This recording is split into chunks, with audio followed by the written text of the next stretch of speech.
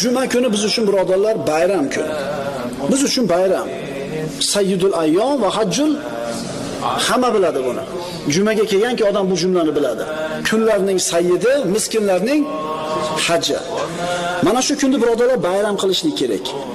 Shuning uchun uy ichlarida ham uy supurish, uy tozalash, kir yuvish shunga o'xshagan uyda katta ishlarini qilishlik durust emas.